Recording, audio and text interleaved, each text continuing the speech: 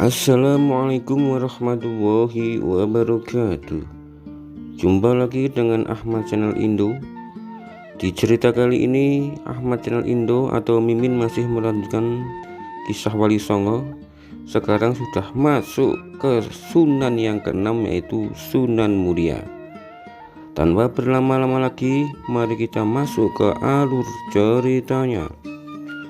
Sunan Muria adalah salah satu wali songo yang dikenal dengan cara berdakwahnya yang unik. Salah satunya dengan menggunakan metode kursus gratis. Sunan Muria adalah anak dari Sunan Kalijogo dengan menikahnya dengan Dewi Saroh yang merupakan putri Syekh Maulana Ishaq. Nama Sunan Kalijogo mungkin sudah tidak asing lagi untuk sekian banyak orang. Beliau merupakan seorang wali songo yang berpengaruh dalam menyebarkan Islam di Pulau Jawa. Beliau adalah wali Allah yang merupakan putra dari Adipati Tuban.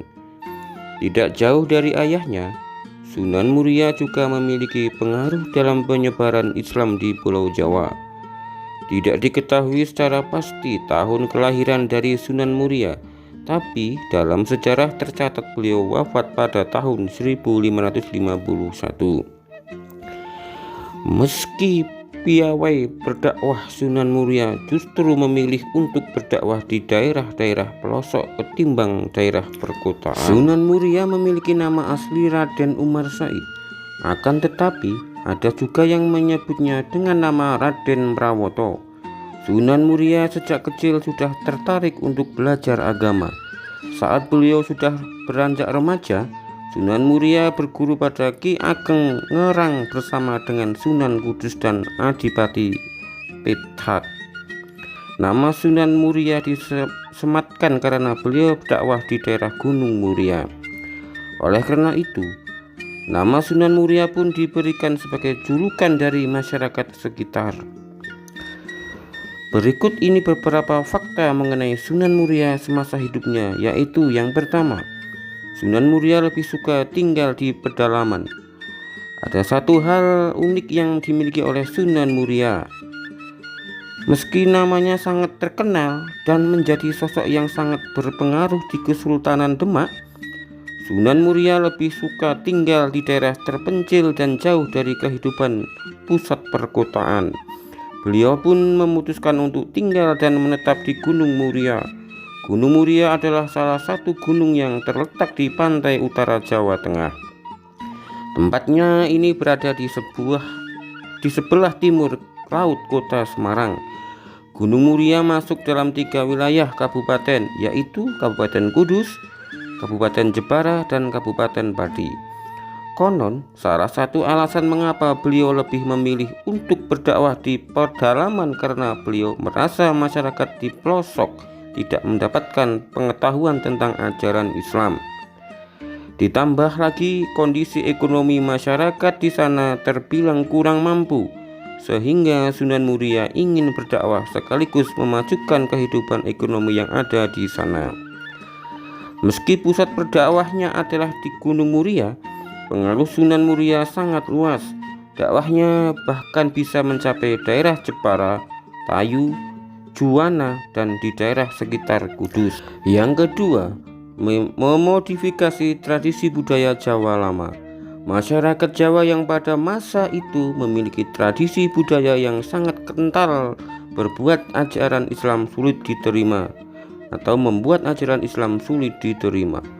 Oleh karena itu, Sunan Muria yang memiliki toleransi tinggi pun memodifikasi tradisi lama Jawa kuno dengan ajaran Islam. Jadi, bisa dikatakan kalau Sunan Muria tidak berdakwah secara hitam putih. Beliau melakukan akulturasi budaya Jawa dengan ajaran Islam. Salah satu strateginya adalah dengan memodifikasi tradisi sesajen. Masyarakat Jawa yang pada masa itu kebanyakan adalah penganut agama Hindu, Buddha, dan animisme diajarkan untuk tidak lagi mempersembahkan makanan kepada roh leluhur, melainkan membagikan makanan kepada tetangga sekitar. Jadi, Kalau ada orang yang punya hajat, maka ia bisa mengumpulkan tetangga dan mendoakan leluhur bersama-sama dengan cara Islam. Masyarakat setempat pada masa itu menerimanya dengan tradisi kenduri. Tradisi ini sekarang lebih dikenal dengan nama kirim doa yang dilakukan sebelum bulan Ramadan, sebelum acara pernikahan, hingga sebelum melakukan acara besar lainnya. Tujuan masih sama, yakni mendoakan para leluhur atau sanak keluarga yang sudah meninggal. Namun, tidak dengan menyajikan sesajen, melainkan mengirimkan doa dengan membacakan ayat-ayat Al-Quran dan sholawat. Yang ketiga, berdakwah dengan memberi kursus keterampilan gratis. Sunan Muria dikenal dengan cara berdakwahnya yang bisa dikatakan berbeda dari metode berdakwah lainnya. Sunan Muria memilih metode berdakwah dengan memberikan kursus gratis kepada masyarakat setempat. Diketahui kalau masyarakat yang tinggal di daerah pedalaman memiliki pengetahuan dan keterampilan yang kurang. Beliau kemudian mengajar kursus keterampilan yang khusus diselenggarakan bagi para petani, pedagang, pelaut, dan nelayan. Di kursus tersebut, nantinya masyarakat akan diberikan pengetahuan bagaimana cara berdagang, bercocok tanam, menangkap ikan, membuat perahu, dan lain sebagainya. Setelah mengajarkan kursus gratis keterampilan tersebut, beliau akan mengajarkan ajaran Islam kepada mereka. Dengan membangun kepercayaan dari masyarakat, Sunan Muria bisa lebih mudah untuk menyebarkan agama Islam di sana.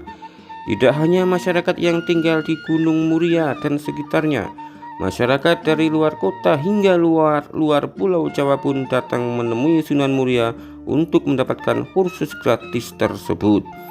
Inilah yang membuat nama Sunan Muria dikenal oleh masyarakat di luar Jawa Tengah. Yang keempat, Sunan Muria yang berdakwah dengan kesenian. Bentuk perjuangan Sunan Muria dalam menyebarkan ajaran Islam adalah dengan berdakwah dan mengombinasikannya dengan kesenian. Tak berbeda jauh dengan ayah sekaligus gurunya, yakni Sunan Kalijaga. Sunan Muria memiliki kemampuan mendalang seperti ayahnya. Salah satu kisah perwayangan yang sering dilakonkan oleh Sunan Muria adalah Topo Ngeli. Dalam kisah Topo Ngeli, memiliki tokoh utama bernama Dewi Ruci yang merupakan empu dari kerajaan Majapahit. Dewi Ruci ini diceritakan berbaur dengan masyarakat setempat, terutama rakyat jelata. Dengan berbaur bersama masyarakat jelata, Dewi Ruci lalu menjalin hubungan kekerabatan dan meniadakan adanya status sosial. Sebenarnya, tokoh Dewi Ruci ini mencerminkan kepribadian Sunan Muria karena beliau juga sama-sama memiliki sifat yang sama, yakni suka membantu masyarakat. Selain itu, beliau juga sering menggelar pertunjukan wayang hasil gubahan ayahnya seperti Dewi Ruci, Dewi Srani, Semar Ambarang, Jamus Kalimasada, Begawan Ciptaning, dan masih banyak lagi. Saat mendalang, unsur-unsur Islami dimasukkan ke dalam pertunjukan wayang tersebut.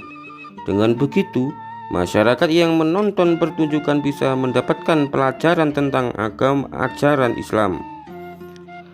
Belum ditemukan informasi yang valid mengenai kapan meninggalnya Sunan Muria. Namun, beberapa menyebut bahwa Sunan Muria wafat pada tahun 1560 Masehi. Beliau dimakamkan di desa Celau, kecamatan Dawi, Kudus. Saat ini, tempat pemakamannya tersebut terletak di puncak Gunung Muria.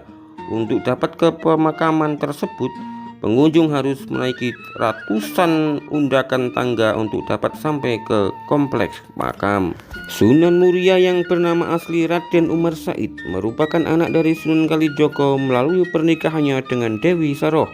Raden Umar Said terkenal akan ilmunya yang sakti dan terkenal sebagai pencipta tembang sinom dan kinati. Dalam dakwahnya, Raden Umar Said lebih menekankan dakwahnya kepada kaum nelayan, pedagang, dan rakyat jelata. Menginjak dewasa, Raden Umar Said menikah dengan Dewi Sujinah yang merupakan putri dari Sunan Ngundung, Raden Usman Haji. Sunan Ngundung merupakan salah satu putra dari Sultan Mesir yang melakukan perjalanan hingga tanah Jawa. Sunan Ngundung sendiri merupakan ayah dari Sunan Kudus. Dari pernikahannya dengan Dewi Sujinah, ia dikaruniai putra bernama Pangeran Santri atau Sunan Ngadilangu. Menurut beberapa kisah, Raden Umar Said juga mempersunting Dewi Roroyono yang terkenal akan kecantikannya.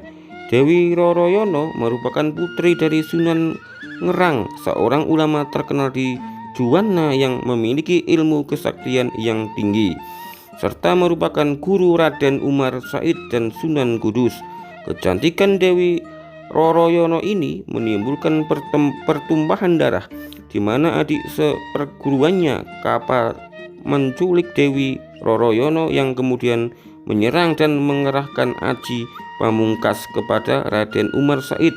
Namun hal itu justru menjadi serangan berbalik dan mengenai Kapa hingga ia tewas. Keistimewaan atau karomah Sunan Muria berada pada benda-benda peninggalannya. Di antaranya adalah pelana kuda yang sering digunakan masyarakat sekitar Gunung Muria dalam meminta hujan saat terjadi kekeringan.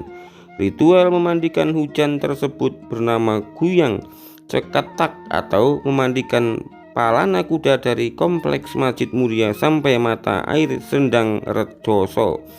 Di sini pelana kuda dicuci dan kemudian dipercikkan ke warga yang selanjutnya berdoa dan sholat meminta hujan. Ritual diakhiri dengan makan bersama berupa sayuran, opor, gulai kambing, dan dawet. Metode dakwah Sunan Muria. Dalam menyampaikan dakwahnya, Raden Umar Said banyak mengadopsi metode yang digunakan ayahnya dalam menyebarkan ajaran Islam. Namun, beliau lebih memusatkan dakwahnya ke daerah terpencil dan jauh dari pusat kota. Beliau tinggal di desa Colo, yaitu salah satu desa yang ada di puncak Gunung Muria. Dari nama gunung inilah sebutan Sunan Muria muncul. Selain berdakwah, beliau juga mengajarkan masyarakat setempat keterampilan bercocok tanam, melaut, dan berdagang. Selain mengajarkan Islam di Gunung Muria, beliau memperluas ajarannya ke daerah Tayu, Kudus, dan Juwana. Beliau beserta keluarga dan para muridnya dikenal dengan fisik yang sangat kuat. Ini dikarenakan beliau dan para pengikutnya naik turun gunung setinggi 750 meter untuk berdakwah.